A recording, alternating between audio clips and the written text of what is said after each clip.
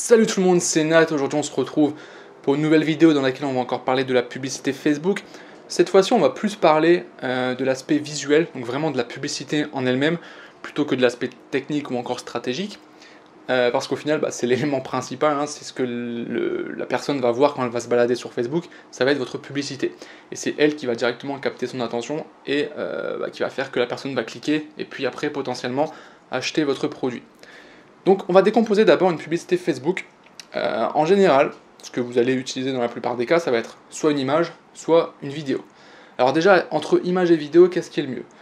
De manière globale, je dirais que la vidéo est beaucoup plus impactante, parce qu'on a quelque chose qui est en mouvement déjà, donc on capte beaucoup plus l'attention, il y a du son, on peut faire passer des émotions, c'est beaucoup plus puissant en soi. Maintenant, encore une fois, je vous invite à tester.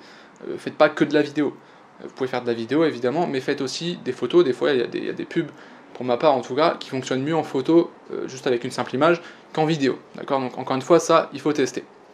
Maintenant, au niveau de la publicité, comment ça se passe? En général, vous avez un titre. Le titre, il se met en général en dessous de l'image, si je dis pas de bêtises, ou en dessous de la vidéo.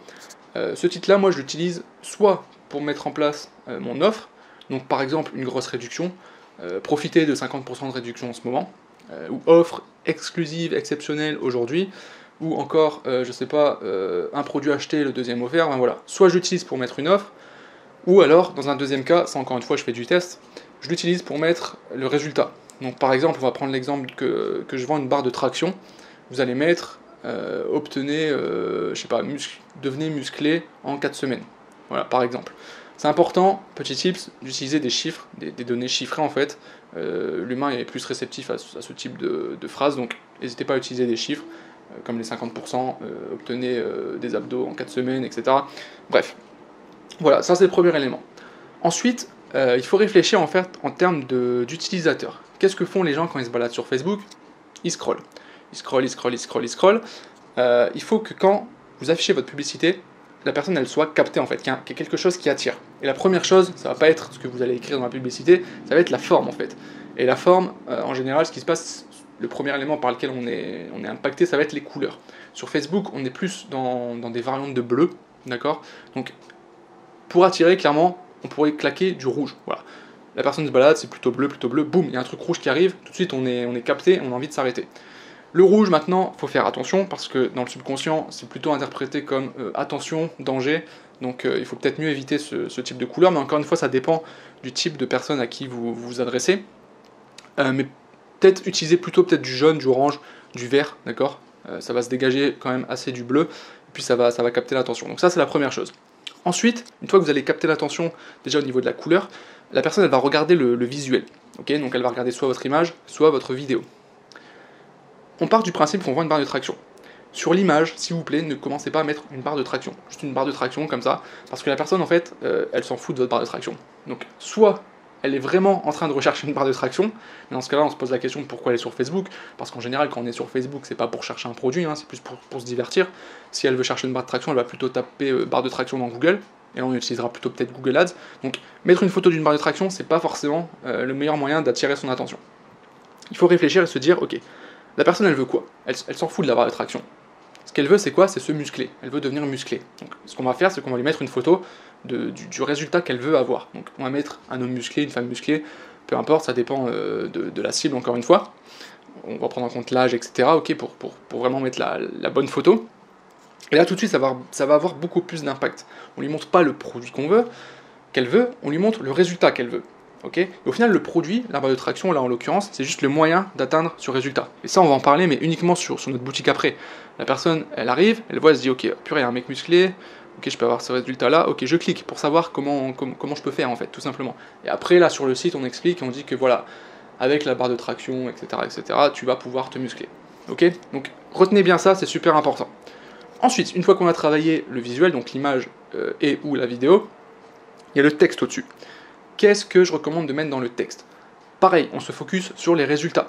En fait, c'est le même principe qu'on utilise sur les fiches produits quand on rédige sa fiche produit sur Shopify, on met en avant les résultats que la personne veut, les bénéfices du produit même. Et seulement après, on parle des caractéristiques et des choses un peu plus techniques. Okay, dans la publicité, c'est pareil. Sauf que dans la pub, on va même pas parler des caractéristiques techniques.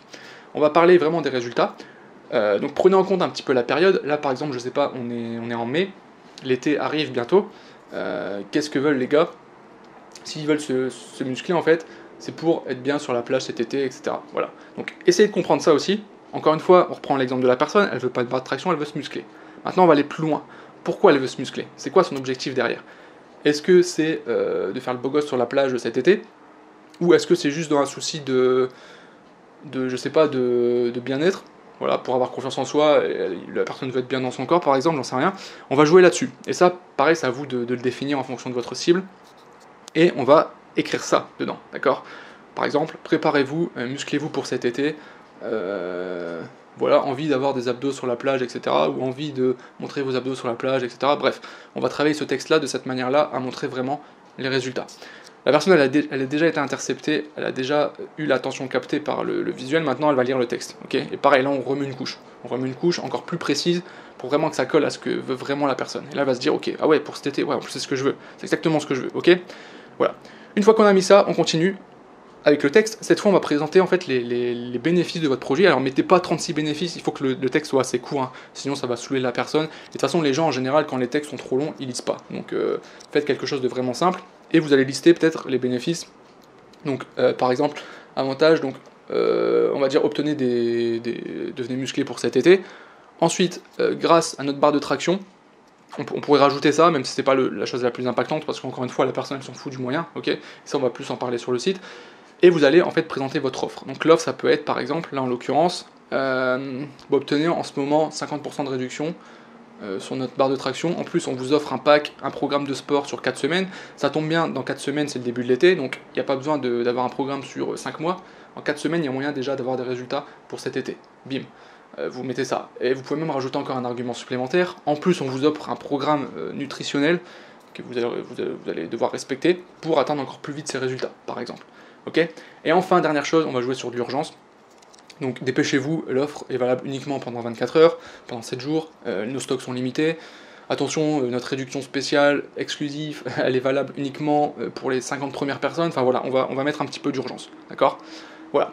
N'oubliez pas aussi d'ajouter des petits smileys, d'accord? Mais il ne faut pas en mettre de trop, et encore une fois, ça dépend de à qui vous vous adressez. Forcément, si vous vous adressez à un public jeune, ça va être différent que si vous vous adressez à un public un peu plus âgé. Donc pensez-y à ça. Et voilà.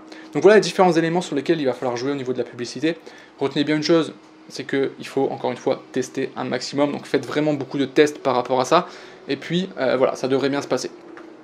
Voilà au niveau de la publicité. Encore une fois, si vous avez des questions, je vous invite à les poster dans les commentaires. Et puis moi, sur ce, je vous souhaite une bonne journée et je vous dis à très bientôt pour une prochaine vidéo. Ciao!